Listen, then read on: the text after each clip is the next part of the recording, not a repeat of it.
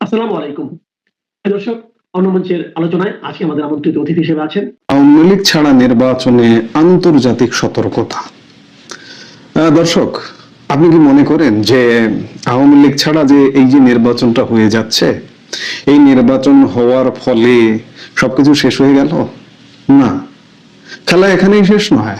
এবং এটি নির্বাচন হচ্ছে, আপনি বলতে পারেন যে ইউনূসের এই যে অচল অবস্থার যে শাসন, এই শাসনেরই একটা এক্সটেন্ডেড ভার্সন, বর্ধিত অংশ। জাস্ট ইউনূস হয়তো ক্ষমতার কেন্দ্র থেকে পরিবর্তন হয়ে সরকার প্রধান হিসেবে এখন দায়িত্বে আছেন, সেই জায়গায় একজন মানুষ আসবেন, একটা মন্ত্রিসভা গঠিত হবে, এবং ইউনূস যদি যেই সরকার গঠন করুক, বিএনপি বা জামাত, তাদের যদি একটা টোপ গ্রহণ করেন, ধরুন রাষ্ট্রপতির টোপ, কারণ নির্বাচনের 1 মাসের মধ্যে মহামান্য রাষ্ট্রপতিকে অপসারণ করা হবে, এবং তাছাড়া মহামান্য রাষ্ট্রপতি নিজেও বলেছেন যে তিনি এই পদে আসলে থাকবেন না নির্বাচনের পরে, তিনি নিজেই রিজাইন করবেন। তখন রিজাইন করবার প্রেক্ষাপট তৈরি হবে, স্পিকার আসবে, সংসদ থাকবে, অভিশংসন কিংবা স্পিকারের কাছে তিনি পদত্যাগ করতে পারেন, বিভিন্ন ব্যাপার এই মুহূর্তে যেটি নেই। তো কাজেই এই নির্বাচনটা হয়ে গেল মানে শেষ হলো না, খেলা শুরু। কিংবা আওয়ামী লীগেরও হতাশার কোনো কারণই নেই, কারণ এই যে আজকে যে অচল অবস্থা আছে, ধরুন হতাশার কি কারণ থাকতে পারে আপনার? আওয়ামী লীগ যে পেছনে 16 বছর শাসন দিয়েছে, ওই শাসনের ধারে কাছে আজ পর্যন্ত গত 1.5 বছরে যেতে পেরেছে ইউনূস? কিন্তু ইউনূসের এক্সটেন্ডেড ভার্সন যে নির্বাচিত সরকারটি আসবে, সেই সরকারটিও সেই ধারে কাছে যেতে পারবে কিনা? পারবে না, কারণ বাংলাদেশকে ইতিমধ্যে অকার্যকর করে রাখা হয়েছে, এটি দেশে পারবে না, এবং আন্তর্জাতিকভাবে এই নির্বাচনটি যে গ্রহণযোগ্য হবে না, এবং আওয়ামী লীগ ছাড়া নির্বাচনে আন্তর্জাতিক সতর্কতা ইতিমধ্যে জারি হওয়ার মতোই অবস্থা। আপনারা জানেন যে সাম্প্রতিক সময়ে যুক্তরাজ্যের 4 জন সংসদ সদস্য বিবৃতি জারি করেছে, এবং সেই বিবৃতি ইউনূসের তথাকথিত অন্তর্বর্তী সরকারের মুখোশ আরো একবার খুলে দিয়েছে বলা যায়। 2024 সালের জুলাই মাসে বিদেশি অর্থায়নে পরিচালিত সুপরিকল্পিত দাঙ্গার মাধ্যমে জনগণের নির্বাচিত সরকারকে উৎখাত করে ক্ষমতা দখলকারী এই অবৈধ কাঠামো এখন ফেব্রুয়ারিতে একটি প্রহসনের নির্বাচন আয়োজন করতে যাচ্ছে। কিন্তু বাংলাদেশের সর্ববৃহৎ ও ঐতিহ্যবাহী রাজনৈতিক দল আওয়ামী লীগকে নিষিদ্ধ করে যে নির্বাচনের পরিকল্পনা করা হচ্ছে, তা কোনোভাবেই গণতান্ত্রিক বলে বিবেচিত হতে পারে না। ইউনূস এবং তার দোসররা যেভাবে সামরিক বাহিনীর ছত্রছায়ায় এবং ইসলামী জঙ্গি সংগঠনগুলোর সহায়তায় ক্ষমতায় এসেছেন, তা বাংলাদেশের সাংবিধানিক ব্যবস্থার প্রতি সরাসরি আঘাত। জনগণের ভোটে নির্বাচিত একটি সরকারকে রাস্তার সহিংসতা এবং সুপরিকল্পিত ষড়যন্ত্রের মাধ্যমে সরিয়ে দেওয়া হয়েছে, আর এখন সেই অবৈধ কাঠামোয় নির্ধারণ করছে কোন দল নির্বাচনে অংশগ্রহণ করতে পারবে আর কোন দল পারবে না। এটি কেবল গণতন্ত্রের প্রতি উপহাস নয়, জনগণের মৌলিক অধিকারের প্রতি চরম অবমাননা। যুক্তরাজ্যের সংসদ সদস্য বব ব্ল্যাকম্যান, তিনি এর আগেও বিবৃতি দিয়েছেন, আবারও সাম্প্রতিক সময়ে তিনি বিবৃতি দিয়েছেন। জিম শ্যানন, জাস আর্থওয়েল এবং ক্রিস লয়ের বিবৃতিতে স্পষ্টভাবে উল্লেখ করা হয়েছে যে ব্যাপক জনসমর্থন রয়েছে এমন রাজনৈতিক দলগুলোকে নিষিদ্ধ করা জাতিসংঘ এবং যুক্তরাজ্য সহ বাংলাদেশের দীর্ঘদিনের মিত্র দেশগুলোর নির্দেশনার সম্পূর্ণ বিপরীত। তারা পরিষ্কার করে বলেছে, কোন অনির্বাচিত সরকারের বাংলাদেশের ভোটারদের ওপর এমন বিধিনিষেধ আরোপ করার অধিকার নেই। প্রধান রাজনৈতিক দলগুলোকে বাদ দিয়ে যে নির্বাচন, তা কখনোই গণতান্ত্রিক হতে পারে না। আওয়ামী লীগ শুধু একটি রাজনৈতিক দল নয়, এটি বাংলাদেশের স্বাধীনতা সংগ্রামে নেতৃত্ব দানকারী সংগঠন। দেশের সংখ্যাগরিষ্ঠ মানুষের আস্থা ও সমর্থন নিয়ে এই দল বারবার ক্ষমতায় এসেছে। এই দলকে নিষিদ্ধ করে নির্বাচন করার অর্থ হলো কোটি কোটি মানুষের ভোটাধিকার কেড়ে নেওয়া। ইউনূস এবং তার সমর্থকরা যতই চেষ্টা করুন না কেন, বাংলাদেশের রাজনীতি থেকে আওয়ামী লীগকে মুছে দেওয়া সম্ভব নয়। এটি একটি প্রতিষ্ঠিত সত্য যে আওয়ামী লীগের অংশগ্রহণ ছাড়া কোনো নির্বাচনই বাংলাদেশের জনগণের প্রকৃত প্রতিনিধিত্ব করতে পারে না। যুক্তরাজ্যের সংসদ সদস্যরা তাদের বিবৃতিতে উল্লেখ করেছেন যে বাংলাদেশ একটি সন্ধিক্ষণে দাঁড়িয়ে আছে। 2024 সালে অন্তর্বর্তী সরকার গঠনের পর এটি প্রথম জাতীয় নির্বাচন। কিন্তু এই নির্বাচন যদি সত্যিকারের অংশগ্রহণমূলক না হয়, যদি নিরপেক্ষ আন্তর্জাতিক পর্যবেক্ষকদের দ্বারা অনুমোদন না পায়, তাহলে বাংলাদেশের জন্য ন্যায় বিচার, স্থিতিশীলতা এবং সমৃদ্ধি আনতে পারবে না। মুক্ত, সুষ্ঠু এবং অন্তর্ভুক্তিমূলক নির্বাচন ছাড়া লাখ লাখ সাধারণ মানুষ তাদের ভোটাধিকার থেকে বঞ্চিত হবে এবং ভোট দিতেই যাবে না। বাংলাদেশের রাজনীতি দীর্ঘদিন ধরে মেরুকৃত হয়ে আছে, এটা ঠিক। সব দলই এর জন্য কিছুটা দায়ী, কিন্তু জাতীয় পুনর্মিলন অর্জন করতে হলে, থেমে থাকা অর্থনৈতিক উন্নয়ন আবার গতিশীল করতে হলে, ভবিষ্যৎ যে কোনো সরকারকে জনগণের প্রকৃত সম্মতি নিয়ে শাসন করতে হবে। বাংলাদেশকে এই নির্বাচনের মাধ্যমে রাজনৈতিক বহুত্ববাদের সংস্কৃতি প্রতিষ্ঠা করতে হবে, যেখানে বিরোধী দলগুলো গঠনমূলক ভূমিকা পালন করতে পারে। কিন্তু ইউনূসের অবৈধ শাসন আমলে তা কি আদৌ সম্ভব? যুক্তরাজ্য বাংলাদেশের অন্যতম নিকটতম বাণিজ্য ও উন্নয়ন অংশীদার। এই সম্পর্কের গভীরতা থেকেই ব্রিটিশ সংসদ সদস্যরা উদ্বেগ প্রকাশ করেছেন রাজনৈতিক উদ্দেশ্য প্রণোদিত আটক, বিচার ব্যবস্থার পদ্ধতিগত ব্যর্থতা এবং গণমাধ্যম কর্মীদের স্বেচ্ছাচারী গ্রেপ্তারের বিষয়ে। এগুলো নিছক অভিযোগ নয়, বিশ্বাসযোগ্য প্রতিবেদনে উঠে এসেছে এসব তথ্য। ইউনূস সরকার যে গণতান্ত্রিক নীতিমালার প্রতি প্রতিশ্রুতিবদ্ধ বলে দাবি করে, তা কেবল মুখের কথা হয়ে দাঁড়িয়েছে। ব্রিটিশ সংসদ সদস্যরা তাদের সরকার এবং জাতিসংঘের মতো আন্তর্জাতিক সংস্থাগুলোর প্রতি আহ্বান জানিয়েছেন ইউনূসকে তার গণতান্ত্রিক প্রতিশ্রুতি রক্ষা করতে, বাংলাদেশের সব নাগরিকের নাগরিক অধিকার সুরক্ষা করতে এবং নির্বাচন মুক্ত, সুষ্ঠু ও অন্তর্ভুক্তিমূলক নিশ্চিত করতে চাপ প্রয়োগ করতে। এটি একটি স্পষ্ট বার্তা যে আন্তর্জাতিক সম্প্রদায় ইউনূসের ভণ্ডামি এবং স্বৈরাচারী আচরণ চিনতে পারছে। ইউনূস এখন রাজনীতির ময়দানে নিজেকে ত্রাণকর্তা হিসেবে উপস্থাপন করতে চাইছেন, কিন্তু তার অবৈধ ক্ষমতা দখল, বিদেশি শক্তির প্রত্যক্ষ মদদ এবং জঙ্গিবাদের সাথে তার আতাত বাংলাদেশের জনগণের কাছে স্পষ্ট। জুলাই দাঙ্গা যে একটি সুপরিকল্পিত ষড়যন্ত্র ছিল, তা এখন আর কারো কাছে গোপন নয়। বিদেশি অর্থ এবং সামরিক বাহিনীর সমর্থন ছাড়া ইউনূস একদিনও ক্ষমতায় টিকতে পারতেন না এবং এখনো পর্যন্ত পারবে না। আজকেই যদি সেনাবাহিনী বলে যে তুমি 1 ঘন্টার মধ্যে পদত্যাগ করবে, 1 ঘন্টার মধ্যে ইউনূস পদত্যাগ করতে বাধ্য। এখন প্রশ্ন হলো, আওয়ামী লীগকে বাদ দিয়ে ফেব্রুয়ারিতে যে নির্বাচন হতে চলেছে, তা কি আদৌ নির্বাচন বলা যায়? উত্তর হলো না। এটি একটি নামসর্বস্ব প্রহসন, যার একমাত্র উদ্দেশ্য হলো ইউনূস এবং তার মিত্রদের অবৈধ ক্ষমতাকে বৈধ দেওয়ার চেষ্টা করা। আমি শুরুতেই বলেছি যে ইউনূসের এই ক্ষমতাকালের এক্সটেন্ডেড ভার্সন হতে যাচ্ছে 12 ফেব্রুয়ারি যদি নির্বাচনটা করতে সফল হয় সেটি। কিন্তু বাংলাদেশের জনগণ এবং আন্তর্জাতিক সম্প্রদায় এই প্রহসন মেনে নেবে না। বাংলাদেশের রাজনৈতিক ইতিহাসে আওয়ামী লীগের ভূমিকা অনস্বীকার্য। এই দল ছাড়া বাংলাদেশের কোনো নির্বাচনই পূর্ণাঙ্গ হতে পারে না।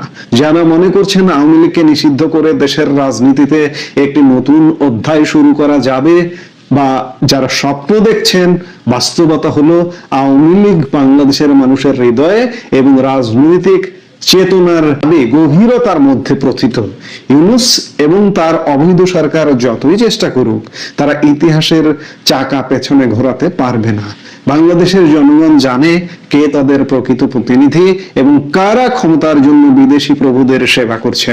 ফেব্রুয়ারির এই তথাকথিত নির্বাচন হয়তো অনুষ্ঠিত হবে, কিন্তু তা কখনোই বাংলাদেশের জনগণের ম্যান্ডেট পাবে না। দুনিয়ার কোন গণতান্ত্রিক দেশ এই প্রহসনকে বৈধ নির্বাচন বলে স্বীকৃতি দেবে না। কাজেই এই নির্বাচন হয়ে যাওয়া মানেই শেষ নয়। যে কোনো সময় আওয়ামী লীগ শক্তি সামর্থ্য নিয়ে মাঠে নামবে। আওয়ামী লীগের কর্মীরা কি মারা গেছে? এখন এই যে দমন পীড়ন কালে চুপচাপ আছে, মাঠে নামানো যাচ্ছে না, বা মাঠে নামালেও বিপদ হচ্ছে।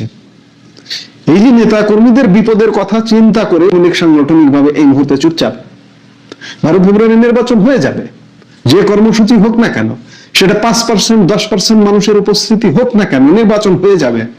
এর অর্থ এই নয় যে নির্বাচন হলো মানে সবকিছু শেষ হয়ে গেল। এই যে আজকের মব ভায়োলেন্স, আজকের অনিয়ম, আজকের ব্যবসা বাণিজ্য বন্ধ, আজকের সামাজিক বিশৃঙ্খলা কি বন্ধ হয়ে যাবে? প্রশ্নই আসে না।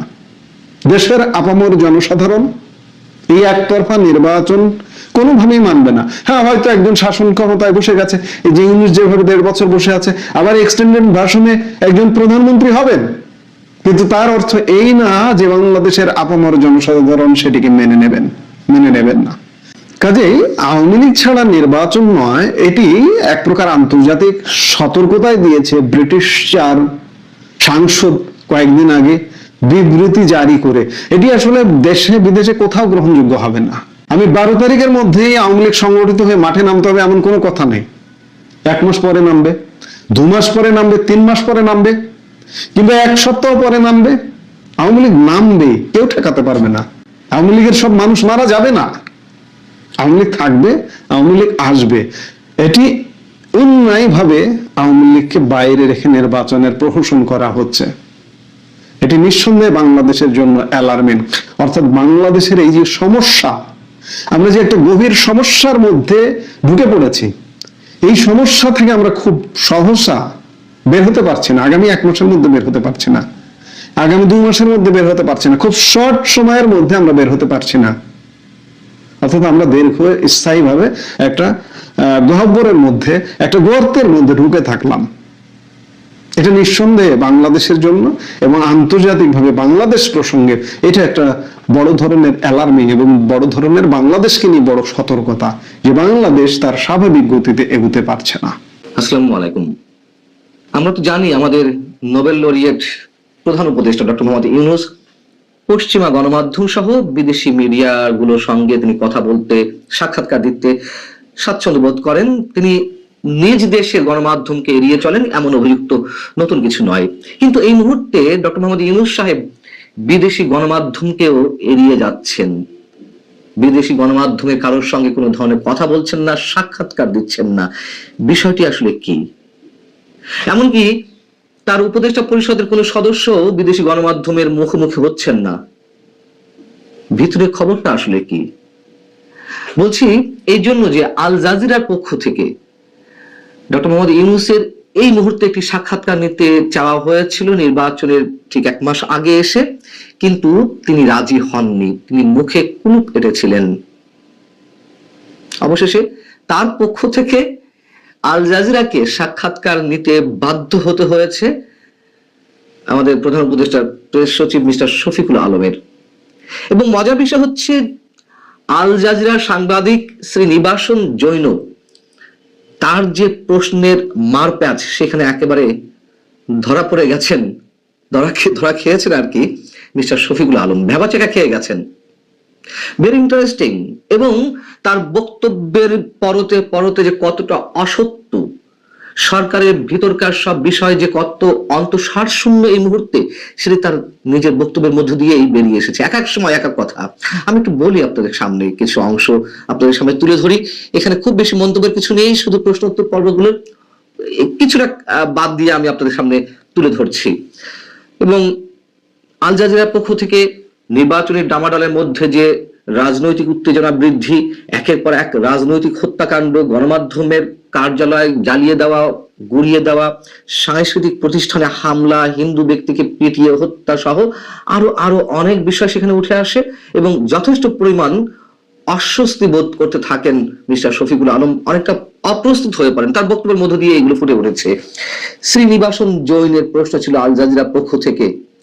এবং তার আগে বলি যে তিনি যে বক্তব্য দিতে চাচ্ছেন না, ডক্টর মোহাম্মদ ইউনূস সাক্ষাৎকার এড়িয়ে যাচ্ছেন, সেই বিষয়টিও নোটিশ করেছেন আল জাজিরার সাংবাদিক। তিনি সরাসরি শফিকুল আলমকে বলছেন যে সাধারণত অন্তর্বর্তী সরকার নিয়ে সাক্ষাৎকার নিতে চাইলে আমরা প্রধান উপদেষ্টার সঙ্গে কথা বলি এবং তাকে পাওয়া যায়, কিন্তু এবার কিছুটা দ্বিধা লক্ষ্য করা গেছে। আমরা তার সঙ্গে কথা বলতে পারিনি, এমনকি কোনো মন্ত্রী সমমর্যাদার উপদেষ্টাকেও পাওয়া কঠিন ছিল। কিন্তু অন্তর্বর্তী সরকারের ভিতরে এমন কোন উদ্বেগ কি আছে যার কারণে এই অনীহা সবার মধ্য থেকে প্রকাশ পাচ্ছে? উত্তরে শফিকুল আলম বলছেন যে না না না, আমি সেটা মনে করি না। তারা তাদের কাজে খুব ব্যস্ত এবং তাদের সবচেয়ে বড় দায়িত্ব এই মুহূর্তে নির্বাচনের আয়োজন করা। তারা এমন কিছু বলতে চান না এই মুহূর্তে যাতে নতুন করে বিতর্কের মধ্যে পড়েন। কি আশ্চর্য, যেখানে সেখানে যত তত্ত্ব যেসব বিষয়ে কথা বলছেন উপদেষ্টারা, হা ভোট নিয়ে মহা ব্যস্ত, আর বিদেশি গণমাধ্যমের সঙ্গে কথা বলার সময় তারা পান না। কি হাস্যকর একটি বিষয়। আল জাজিরার পক্ষ থেকে প্রশ্ন ছিল যে সরকার কি আদৌ পরিস্থিতি নিয়ন্ত্রণে রাখতে পারছে সবকিছু, এবং নির্বাচনী প্রচারের সময় ঢাকায় যে একজন প্রভাবশালী যুবনেতাকে হত্যা করা হলো, দুটি বড় গণমাধ্যম জ্বালিয়ে দেওয়া হলো আগুন দিয়ে, এটা কি চরম আইনহীনতা নয়? শফিকুল আলম বলছেন না না, সরকার সবকিছু নিয়ন্ত্রণে রাখতে পারছে, হামলাগুলো করেছে মব এবং সেগুলো ঠেকাতে আমরা সেনা পাঠিয়েছিলাম। খেয়াল করুন, হামলাগুলো করেছে মব এবং সেগুলো ঠেকাতে আমরা সেনা পাঠিয়েছিলাম। দুর্ভাগ্যবশত তারা হামলা ঠেকাতে পারেনি, তারা দ্য ডেইলি স্টার ভবনে আটকে পড়া সাংবাদিকদের উদ্ধার করেছে, কিন্তু হামলা বন্ধ করতে পারেনি। কি আশ্চর্য! এই শফিকুল আলম দুদিন আগেই বলেছেন বাংলাদেশে মব বলে কিছু নেই, যা কিছু ঘটছে আওয়ামী লীগ সরকারের 15.5 বছরের বিভিন্ন কর্মকাণ্ডে, অত্যাচার, নির্যাতনে মানুষ অতিষ্ঠ হয়ে তাদের যে পুঞ্জীভূত ক্ষোভ, তার নাকি বিস্ফোরণ ঘটছে। অথচ এখন এসে তিনি মব বলতে বাধ্য হচ্ছেন। যদিও ডেইলি স্টার প্রথম আলোতে যেদিন অগ্নিকাণ্ডের ঘটনা ঘটানো হলো সেদিন তিনি এই শব্দটা উচ্চারণ করেছিলেন, আমরা অবাক হয়েছিলাম, বিস্ময় প্রকাশ করেছিলাম। এখন তিনি আন্তর্জাতিক গণমাধ্যমের সামনেও মব শব্দটা উচ্চারণ করছেন। আর সেনাবাহিনীর উপরে কেন সব ধরনের দায় চাপিয়ে দেওয়া হচ্ছে? সেনাবাহিনী নিয়ে নানান ধরনের বিতর্ক থাকতে পারে, কিন্তু কেন সেনাবাহিনীর উপরে সরকারের সব দায় দায়িত্ব চাপিয়ে দেওয়া হচ্ছে যে তারা নিয়ন্ত্রণ করতে পারেনি, মব বন্ধ করতে পারেনি? উদ্দেশ্যটা কি? এবং প্রশ্ন ছিল, ছড়িয়ে পড়া ভিডিওতে দেখা গেছে পুলিশ দাঁড়িয়ে দাঁড়িয়ে মবের হামলা দেখছিল, পুলিশের তেমন একটা তৎপরতা দেখা যায়নি। আবার শফিকুল আলম বলছেন না না, আমরা তো সেনাবাহিনী ও পুলিশ পাঠিয়েছি, তারা কেন কার্যকর ব্যবস্থা নিতে ব্যর্থ হয়েছে তা তদন্ত করা হচ্ছে। আল জাজিরার সাংবাদিক বলছেন, আপনি কি ঘটনার ভয়াবহতা কম করে দেখাচ্ছেন? দ্য ডেইলি স্টারের সম্পাদক এবং প্রকাশক মাহফুজ আনাম বলেছেন যে আমরা হত্যার যুগে প্রবেশ করেছি, মত প্রকাশের স্বাধীনতার কথা বলে যান, এখন প্রশ্ন হলো টিকে থাকার অধিকার নিয়ে। আল জাজিরার সাংবাদিক কোট করছেন মাহফুজ আনামের বক্তব্য, অথচ ডক্টর ইউনূস কথায় কথা বলেন যে আমরা বর্বরতার থেকে নাকি সভ্যতার যুগে প্রবেশ করেছি। যাই হোক, শ্রীনিবাসন আল জাজিরার সাংবাদিক, তিনি বলছেন দ্য নিউ এজ সম্পাদক নুরুল কবির কে ডেইলি স্টারের কার্যালয়ের বাইরে মারধর করা হয়েছে। তিনি বলেছেন, আমি পরিষ্কারভাবে বলতে পারি সরকারের একটি অংশ কিংবা পুরো সরকার এই ঘটনা ঘটতে দিয়েছে। শফিকুল আলম উত্তর দিতে গিয়ে বললেন যে নুরুল কবির মিথ্যা বলেছেন, এমন অভিযোগ করার আগে তাকে প্রমাণ দিতে হবে, এটা ভিত্তিহীন। যদি তিনি মনে করেন সরকারের কোনো অংশ জড়িত তাহলে প্রমাণ দিক, আমরা কি পুলিশ পাঠাইনি, আমরা কি সেনাবাহিনী পাঠাইনি? আবারও তিনি খুব নিজেকে জাহির করে বলছেন। আল জাজিরার সাংবাদিক তখন তিনি বলছেন, হয়তো নুরুল কবির বোঝাতে চেয়েছেন পুলিশ কার্যকর ছিল না, তারা হামলা ঠেকাতে পারেনি। তারপরে কি এক অদ্ভুত উত্তর দিলেন প্রধান উপদেষ্টা প্রেস সচিব মাননীয় শফিকুল আলম সাহেব। তিনি বললেন, তারা তদন্ত করে দেখাক যে পুলিশ তা ঠেকাতে পারেনি। এটা কোনো কথা? তদন্ত করবে সাংবাদিকরা? তদন্ত করা কাজ সাংবাদিকদের। যা দেখা যাচ্ছে, যা আমরা দেখছি, সেগুলোই তো প্রকাশ করা হচ্ছে, এবং সেই প্রকাশ করতে গিয়ে, সমালোচনা করতে গিয়ে আমাদের মতন কাউকে কাউকে কারাগারে অন্ধ প্রকোষ্ঠ থাকতে হচ্ছে মাসের পর মাস। আল জাজিরার পক্ষ থেকে প্রশ্ন করা হলো পরবর্তীতে এসে, কিন্তু সেই ব্যাখ্যা কি সরকারের পক্ষ থেকে আসা উচিত না? যেটা বলছিলাম যে তদন্ত বা ব্যাখ্যা যারা অভিযোগ করছে তাদেরকে নাকি দিতে হবে, তদন্ত করতে হবে। এবং শফিকুল আলমের উদ্দেশ্যে বলা হচ্ছে, আপনি কি বলছেন সরকারের ভিতর কেউ দায়ী নয়? এটা মনে করিয়ে দিয়ে প্রশ্ন করে শ্রীনিবাসন বলছেন, জাতিসংঘ বলেছে অন্তর্বর্তী সরকারের দায় মুক্তির সংস্কৃতি মোকাবেলায় ব্যর্থতার ফল হচ্ছে এই মব হামলা। এটা তো নুরুল কবির কেবল বলেননি, জাতিসংঘ বলেছে। তখন আবার শফিকুল আলম বলছেন, আমি সেটাও প্রত্যাখ্যান করি। আমাদের রেকর্ড দেখুন, আমরা 17 মাস ধরে ক্ষমতায় আছি, এই সময়ের অপরাধ পরিসংখ্যান পুলিশের কাছ থেকে দেখুন। আহা, কি দেখব। শ্রীনিবাসন জৈন প্রশ্ন করছেন, আপনি নুরুল কবিরের অভিযোগ প্রত্যাখ্যান করেছেন, জাতিসংঘের মূল্যায়ন প্রত্যাখ্যান করেছেন, অর্থাৎ আপনি এটা অস্বীকার করছেন যে সরকারের ভেতরে বা জোটে কোনো চরমপন্থী উপাদান আছে যারা সরকারকে অনেকটা হাইজ্যাক করে ফেলেছে, যার কারণে এসব ঘটনা ঘটছে। আবার বলছি, এসব আজগুবি কথা, এগুলো কোনোটাই সত্য নয়। এটি আমাদের ইতিহাসের অন্যতম সেরা ক্যাবিনেট, যেখানে শিক্ষাবিদ রয়েছেন, শীর্ষ সাবেক আমলারা রয়েছেন, অবসরপ্রাপ্ত সাবেক জ্যেষ্ঠ সামরিক কর্মকর্তা, কূটনীতিক এবং মানবাধিকার কর্মীরাও উপদেষ্টা পরিষদে রয়েছেন। শ্রী নিবাসন তাহলে বলছেন তারপরে যে তাহলে হাসিনা বা তার সমর্থক নির্বাচনের আগে বাংলাদেশের সন্ত্রাসী কার্যক্রম করার জন্য উদ্বুদ্ধ করছে, আওয়ামী লীগ নাকি সন্ত্রাসী কার্যক্রম করতে উদ্বুদ্ধ করছে, এটার প্রমাণ কোথায়? তখন তিনি বলছেন কেন প্রমাণ দেখাতে পারেনি? প্রমাণ তো আছেই আমাদের কাছে। শেখ হাসিনার অডিও বার্তা আছে, দলীয় নেতাদের সঙ্গে আলোচনা করছে, সেগুলো আমরা পরীক্ষা করছি, আমাদের গোয়েন্দা সংস্থাগুলো সবসময় সেগুলো নজরে রাখছে। কি অদ্ভুত বক্তব্য! সন্ত্রাসী কর্মকাণ্ড আওয়ামী লীগের নেতাকর্মীরা করছেন কিনা এই প্রশ্নটা করা হয়েছে, তার কোনো বাস্তব ভিত্তিক উদাহরণ না দিয়ে উনি বলে ফেললেন এই যে অডিও শুনছি, এই করবে সেই করবে, এই যে আমাদের গোয়েন্দা সংস্থাগুলো কাজ করছে, কিন্তু প্রমাণটা কোথায়? আল জাজিরার পক্ষ থেকে প্রশ্ন করা হলো যে এই নির্বাচনে ডক্টর ইউনূসের পরীক্ষার শেষ অধ্যায়, তিনি কি সব মিলিয়ে দায়িত্ব পালন করতে পেরেছেন বা পারছেন? শফিকুল সবসময় যা বলেন আবারও তাই বললেন, তিনি অসাধারণ কাজ করছেন, ইতিহাস তার প্রতি সদয় হবে।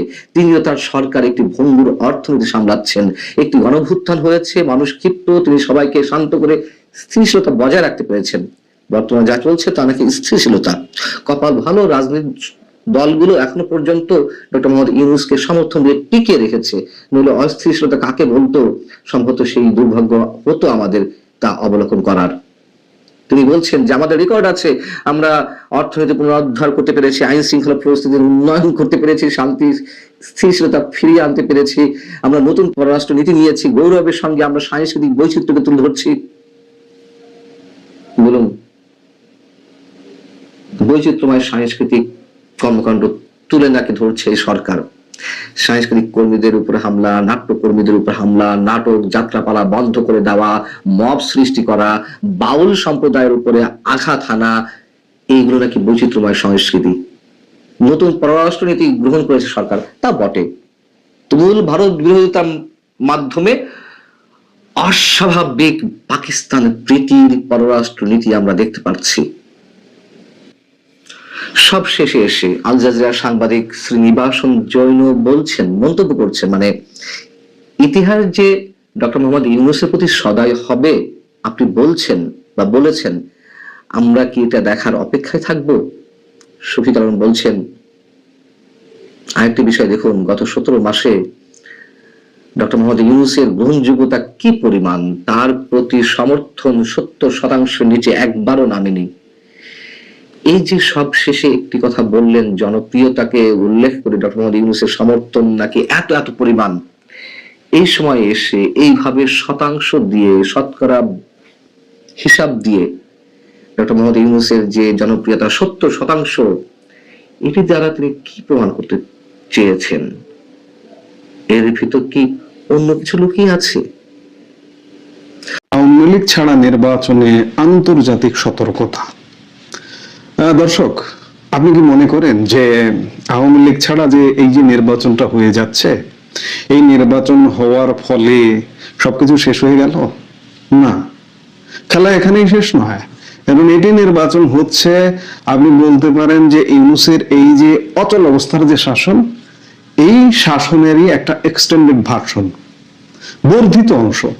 জাস্ট ইউনূস হয়তো ক্ষমতার কেন্দ্র থেকে পরিবর্তন হয়ে সরকার প্রধান হিসেবে এখন দায়িত্বে আছেন, সেই জায়গায় একজন মানুষ আসবেন, একটা মন্ত্রিসভা গঠিত হবে, এবং ইউনূস যদি যেই সরকার গঠন করুক, বিএনপি বা জামাত, তাদের যদি একটা টোপ গ্রহণ করেন, ধরুন রাষ্ট্রপতির টোপ, কারণ নির্বাচনের 1 মাসের মধ্যে মহামান্য রাষ্ট্রপতিকে অপসারণ করা হবে, এবং তাছাড়া মহামান্য রাষ্ট্রপতি নিজেও বলেছেন যে তিনি এই পদে আসলে থাকবেন না নির্বাচনের পরে, তিনি নিজেই রিজাইন করবেন। তখন রিজাইন করবার প্রেক্ষাপট তৈরি হবে, স্পিকার আসবে, সংসদ থাকবে, অভিশংসন কিংবা স্পিকারের কাছে তিনি পদত্যাগ করতে পারেন, বিভিন্ন ব্যাপার। এই মুহূর্তে যেটি নেই, তো কাজেই এই নির্বাচনটা হয়ে গেল মানে শেষ হলো না, খেলা শুরু। কিংবা আওয়ামী লীগেরও হতাশার কোনো কারণই নেই, কারণ এই যে আজকে যে অচল অবস্থা আছে, ধরুন হতাশার কি কারণ থাকতে পারে আপনার? আওয়ামী লীগ যে পেছনে 16 বছর শাসন দিয়েছে, ওই শাসনের ধারে কাছে আজ পর্যন্ত গত 1.5 বছরে যেতে পেরেছে ইউনূস? কিন্তু ইউনূসের এক্সটেন্ডেড ভার্সন যে নির্বাচিত সরকারটি আসবে, সেই সরকারটিও সেই ধারে কাছে যেতে পারবে কিনা? পারবে না, কারণ বাংলাদেশকে ইতিমধ্যে অকার্যকর করে রাখা হয়েছে। এটি দেশে পারবে না, এবং আন্তর্জাতিকভাবে এই নির্বাচনটি যে গ্রহণযোগ্য হবে না, এবং আওয়ামী লীগ ছাড়া নির্বাচনে আন্তর্জাতিক সতর্কতা ইতিমধ্যে জারি হওয়ার মতোই অবস্থা। আপনারা জানেন যে সাম্প্রতিক সময়ে যুক্তরাজ্যের 4 জন সংসদ সদস্য বিবৃতি জারি করেছে, এবং সেই বিবৃতি ইউনূসের তথাকথিত অন্তর্বর্তী সরকারের মুখোশ আরো একবার খুলে দিয়েছে বলা যায়। 2024 সালের জুলাই মাসে বিদেশি অর্থায়নে পরিচালিত সুপরিকল্পিত দাঙ্গার মাধ্যমে জনগণের নির্বাচিত সরকারকে উৎখাত করে ক্ষমতা দখলকারী এই অবৈধ কাঠামো এখন ফেব্রুয়ারিতে একটি প্রহসনের নির্বাচন আয়োজন করতে যাচ্ছে। কিন্তু বাংলাদেশের সর্ববৃহৎ ও ঐতিহ্যবাহী রাজনৈতিক দল আওয়ামী লীগকে নিষিদ্ধ করে যে নির্বাচনের পরিকল্পনা করা হচ্ছে, তা কোনোভাবেই গণতান্ত্রিক বলে বিবেচিত হতে পারে না। ইউনূস এবং তার দোসররা যেভাবে সামরিক বাহিনীর ছত্রছায়ায় এবং ইসলামী জঙ্গি সংগঠনগুলোর সহায়তায় ক্ষমতায় এসেছেন, তা বাংলাদেশের সাংবিধানিক ব্যবস্থার প্রতি সরাসরি আঘাত। জনগণের ভোটে নির্বাচিত একটি সরকারকে রাস্তার সহিংসতা এবং সুপরিকল্পিত ষড়যন্ত্রের মাধ্যমে সরিয়ে দেওয়া হয়েছে, আর এখন সেই অবৈধ কাঠামোয় নির্ধারণ করছে কোন দল নির্বাচনে অংশগ্রহণ করতে পারবে আর কোন দল পারবে না। এটি কেবল গণতন্ত্রের প্রতি উপহাস নয়, জনগণের মৌলিক অধিকারের প্রতি চরম অবমাননা। যুক্তরাজ্যের সংসদ সদস্য বব ব্ল্যাকম্যান, তিনি এর আগেও বিবৃতি দিয়েছেন, আবারও সাম্প্রতিক সময়ে তিনি বিবৃতি দিয়েছেন। জিম শ্যানন, জাস আর্থওয়েল এবং ক্রিস লয়ের বিবৃতিতে স্পষ্টভাবে উল্লেখ করা হয়েছে যে ব্যাপক জনসমর্থন রয়েছে এমন রাজনৈতিক দলগুলোকে নিষিদ্ধ করা জাতিসংঘ এবং যুক্তরাজ্য সহ বাংলাদেশের দীর্ঘদিনের মিত্র দেশগুলোর নির্দেশনার সম্পূর্ণ বিপরীত। তারা পরিষ্কার করে বলেছে, কোন অনির্বাচিত সরকারের বাংলাদেশের ভোটারদের ওপর এমন বিধিনিষেধ আরোপ করার অধিকার নেই।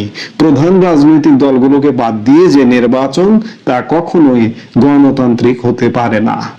আওয়ামী লীগ শুধু একটি রাজনৈতিক দল নয়, এটি বাংলাদেশের স্বাধীনতা সংগ্রামে নেতৃত্ব দানকারী সংগঠন।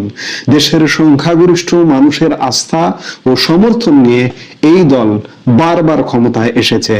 এই দলকে নিষিদ্ধ করে নির্বাচন করার অর্থ হলো কোটি কোটি মানুষের ভোটাধিকার কেড়ে নেওয়া। ইউনূস এবং তার সমর্থকরা যতই চেষ্টা করুন না কেন, বাংলাদেশের রাজনীতি থেকে আওয়ামী লীগকে মুছে দেওয়া সম্ভব নয়। এটি একটি প্রতিষ্ঠিত সত্য যে আওয়ামী লীগের অংশগ্রহণ ছাড়া কোনো নির্বাচনই বাংলাদেশের জনগণের প্রকৃত প্রতিনিধিত্ব করতে পারে না। যুক্তরাজ্যের সংসদ সদস্যরা তাদের বিবৃতিতে উল্লেখ করেছেন যে বাংলাদেশ একটি সন্ধিক্ষণে দাঁড়িয়ে আছে। 2024 সালে অন্তর্বর্তী সরকার গঠনের পর এটি প্রথম জাতীয় নির্বাচন। কিন্তু এই নির্বাচন যদি সত্যিকারের অংশগ্রহণমূলক না হয়, যদি নিরপেক্ষ আন্তর্জাতিক পর্যবেক্ষকদের দ্বারা অনুমোদন না পায়, তাহলে বাংলাদেশের জন্য ন্যায় বিচার, স্থিতিশীলতা এবং সমৃদ্ধি আনতে পারবে না। মুক্ত, সুষ্ঠু এবং অন্তর্ভুক্তি নির্বাচন ছাড়া লাখ লাখ সাধারণ মানুষ তাদের ভোটাধিকার থেকে বঞ্চিত হবে এবং ভোট দিতেই যাবে না। বাংলাদেশের রাজনীতি দীর্ঘদিন ধরে মেরুকৃত হয়ে আছে, এটা ঠিক। সব দলই এর জন্য কিছুটা দায়ী, কিন্তু জাতীয় পুনর্মিলন অর্জন করতে হলে, থেমে থাকা অর্থনৈতিক উন্নয়ন আবার গতিশীল করতে হলে, ভবিষ্যৎ যে কোনো সরকারকে জনগণের প্রকৃত সম্মতি নিয়ে শাসন করতে হবে। বাংলাদেশকে এই নির্বাচনের মাধ্যমে রাজনৈতিক বহুত্ববাদের সংস্কৃতি প্রতিষ্ঠা করতে হবে, যেখানে বিরোধী দলগুলো গঠনমূলক ভূমিকা পালন করতে পারে।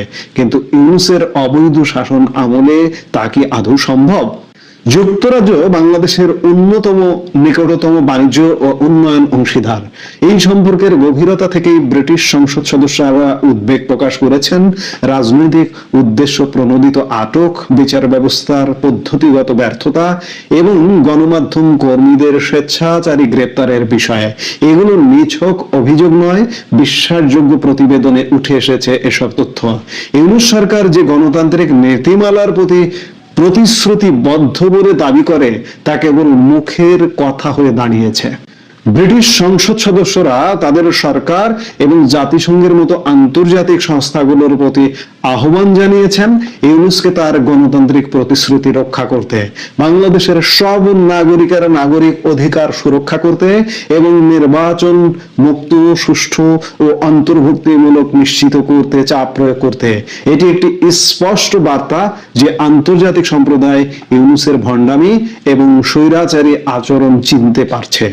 ইউনূস এখন রাজনীতির ময়দানে নিজেকে ত্রাণকর্তা হিসেবে উপস্থাপন করতে চাইছেন, কিন্তু তার অবৈধ ক্ষমতা দখল, বিদেশি শক্তির প্রত্যক্ষ মদদ এবং জঙ্গিবাদের সাথে তার আতাত বাংলাদেশের জনগণের কাছে স্পষ্ট। জুলাইয়ে দাঙ্গা যে একটি সুপরিকল্পিত ষড়যন্ত্র ছিল তা এখন আর কারো কাছে গোপন নয়। বিদেশি অর্থ এবং সামরিক বাহিনীর সমর্থন ছাড়া ইউনূস একদিনও ক্ষমতায় টিকতে পারতেন না এবং এখনো পর্যন্ত পারবে না। আজকেই যদি সেনাবাহিনী বলে যে তুমি 1 ঘন্টার মধ্যে পদত্যাগ করবে, 1 ঘন্টার মধ্যে ইউনূস পদত্যাগ করতে